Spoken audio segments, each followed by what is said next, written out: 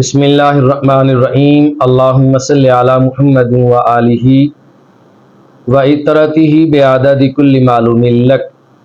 سامعین محتشم، آج کی ویڈیو میں ہم بات کریں گے اس بات پر کہ ہندوستان سے پاکستان آئے ہوئے ڈاکٹر ذاکر نائک نے کتنے لوگوں کو مسلمان کیا ہے، کتنے ہندو مسلمان کیے اور کتنے عیسائی جو ہے وہ ڈاکٹر ذاکر نائک نے مسلمان کیے۔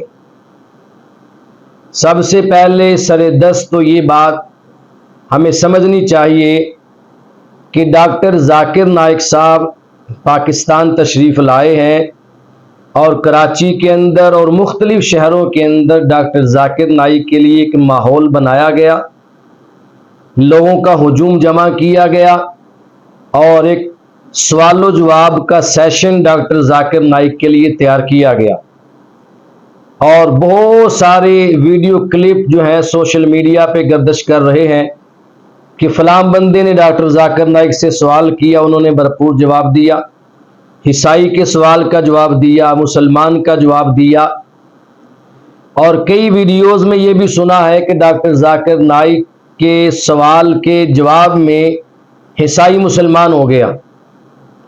تو آج ہم آپ کو جنرل بتاتے ہیں کہ ڈاکٹر ذاکر نائک نے کتنے لوگوں کو مسلمان کیا ہے، کتنے عیسائی ہیں، کتنے ہندو جنہیں مسلمان کر دیا۔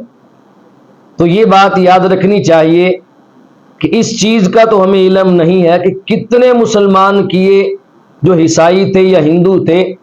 ہاں، یہ چیز ہم ضرور بتا سکتے ہیں کہ ڈاکٹر ذاکر نائک صاحب نے مسلمان تو پتہ نہیں کیے ہیں کہ نہیں کیے، لیکن بہت سارے مسلمانوں کو گمراہ ضرور کیا ہے۔ ڈاکٹر ذاکر نائک نے بہت سارے مسلمانوں کا ایمان بگاڑا ضرور ہے۔ ڈاکٹر ذاکر نائک نے بہت سارے مسلمانوں کے نظریات اور عقائد کو خراب ضرور کیا ہے۔ وہ جو عیسائیوں کے نظریات تھے، وہ جو ہندوؤں کے نظریات تھے، جو غیر مسلموں کے نظریات تھے، وہی نظریات ڈاکٹر ذاکر نائک کے۔ کئی مسلمانوں کا ایمان اس نے بگاڑا ہے۔ جو حضور علیہ الصلوۃ والسلام کے وسیلے کا منکر ہو، انبیاء اور اولیاء کا نام لے کے دعا کرنا، ان سے مانگنے کو حرام کہتا ہو، انبیاء اور اولیاء کے وسیلے کو شرک کہتا ہو، اور آج کی تاریخ میں محمد صلی اللہ علیہ وسلم سے مانگنا حرام، ایسے جملے بولتا ہو، وہ بندہ کسی کو مسلمان کیا کرے گا؟ وہ تو کفر کی خدمت کر رہا ہے۔ تو ڈاکٹر ذاکر نائک صاحب کو پہلے اپنے آپ کو لیکچر دینا چاہیے کہ میں کیا کر رہا ہوں۔ تنہائی میں بیٹھے اور پہلے اپنی اصلاح کرے، جب اپنی اصلاح ہو جائے تو پھر لوگوں کی اصلاح کے لیے نکلے۔ اللہ تبارک و تعالی عقل سلیم عطا فرمائے، اور اگر اس کی قسمت میں ہدایت ہے تو اللہ اسے ہدایت کا نور نصیب فرمائے۔